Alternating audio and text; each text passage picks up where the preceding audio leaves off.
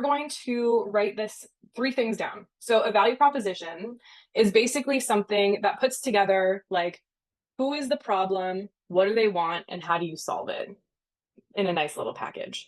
Write down first who has the big problem that has been percolating in your mind. If it's easier, you can start with the other one, which is what is like the business need that your idea solves. And what I might do if we want to start with the business need, I can keep this slide up for what businesses really want, just to see like how can you connect the person who's actually going to like be paying for what you have, whether it's product, service, people, or information. How does that value solve one of these problems? So let's start with that. So what is the problem that you're solving? Another way you can think about the problem or the need is like what's at stake? Like, is there something at stake if they don't solve it? What do they lose? Will they lose time, money? Will they get fines by not complying? Things like that. Or will they have turnover if employees aren't happy? Think about who has that problem. So you can think, if you want to, you can list like actual companies or organizations, like names of organizations that you think might have this problem that you're talking about and they might want your solution. So you could think about if you're in the food waste sector, it could be like a food and bev company. These are kind of like basic examples, but tie it to either an industry or a specific type of business. And then once you have the business as well, think about the title or the job of the person who's responsible for that. So for example, if you're solving a regulatory compliance issue, you probably need to go to the regulatory team within the company. Or if it's a sales issue, it could be the sales team, BDR, marketing, or BD, sorry, business development or marketing. If it's saving costs, then you probably need to talk to operations people within a company because they manage all the costs, right? Or CEO or whoever. And then to actually put those things together to create your value proposition, write out what would happen with your customer if they had your solution to their problem in relation to that need. So, for example, it could be something like we work with schools to train students on or help educate students about climate change in a way that feels good for them. So then they can contribute to your eco school certification and not work against it or whatever.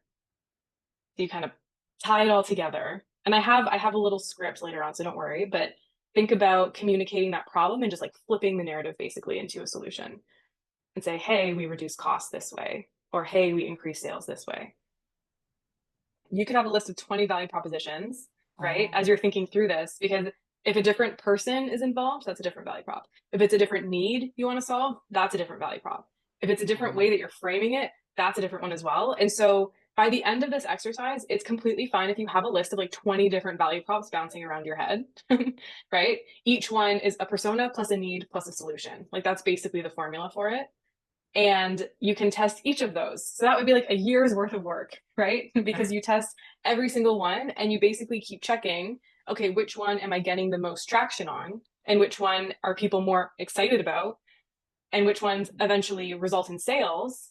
And that's just the beginning of your business development function and your sales team, right? Right now, we're calling it like value prop experiments, right? But ultimately, that's what salespeople do going forward. When you have a team of 20 people, your salesperson is just always testing value props and personas and how much will you pay me to solve this problem? Is this a bigger problem or is this a bigger problem? And always trying to see where you can basically bring in revenue. Like that's the job of salespeople. Choose one value prop for now. I know there's probably a lot that you're writing down and definitely brain dump them all, but take your best one and then you want to draft a message. But assume you can get access to the person that you need to talk to within a company, right? Pretend that you already have their information. We want to draft a first message to that person who you've never talked to before, right? They don't know who you are. It's a fully cold outreach. And what you can say is like, hey, person's name, I'm whoever, and I'm looking to understand if organizations or companies like yours might benefit from your value prop, right? And you can say something along the lines if you're newer, maybe you don't have a business yet. So you can't be like, oh, we work with all these people and like blah, blah, blah, we do all this great work. If you're new, you can say, like, I understand that, or eco schools have enrollment issues, but I wanted to reach out and better understand if this is actually the case for you, right? I'd love to jump on a call to chat more, but no worries if not, because you are cold reaching out to them. They're probably going to be like, nah, I'm good, bye. And that's okay. That's why we send out multiple.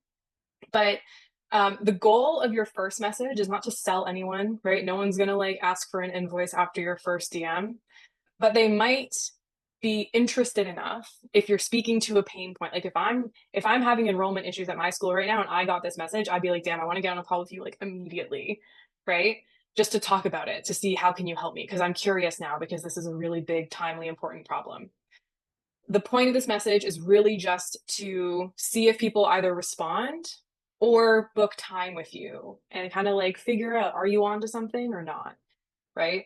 And this is just one template. I've got like a bunch of templates that we use with people in our programs, but this is a good starting off point. You can tweak it, you can change it. Sometimes people change them like every day, even just because you're kind of experimenting and being creative with it. But you just want to see like how can you get someone to have a conversation with you and let you know whether or not what you're working on is like worth it, essentially. Something that might be a good tactic for anyone who's thinking about the problem that they're solving is to keep asking like why would they even care about that, why would they care about that, why would they care about that, and keep going down to like whatever that like core business need is. Are you doing it to have a better brand reputation, or are you doing it for, maybe employees who are a bit disgruntled and maybe are seeing what's happening in the world and therefore they're not showing up to work fully? Like all of those are different guesses and different things that you could possibly test, right? And for context, when you're doing cold outreach, like these initial messages, it's likely going to be like 2% response rate, 10% response rate if you're like really, really good. And if you're prospecting really well. So, like there's a lot that we can get into, like what might be blocking it, because it might not be a messaging issue. Like it might be like who you're reaching out to, like a persona issue, or it could be even like the channel that you're reaching out to them on might be the problem. Like maybe Hmm. what you're selling is just like community bonding and you just like happen to be a climate thing as well. I was like, this is just good for business. And oh, by the way, we have climate values and this is like great for the world as well and people. Your first message can simply be like, hey, this is who I am. One sentence about what we do. Are you guys looking for employee engagement initiatives right now? And all you're trying to do is ask them if they have that problem that you think you solve, right? Like if it's the employee engagement and nothing else. Like in your first message, you don't say like, "Oh, we do all this great stuff. Oh, we have like all of these like awards and recognition and people love us and these are all of our testimonials." It's just like straight up, do you have this problem? Because then once you get on the call, then you can do more work to be like, "Okay, will you actually like work with us and like suss them out?" But the first message can be like 3 sentences.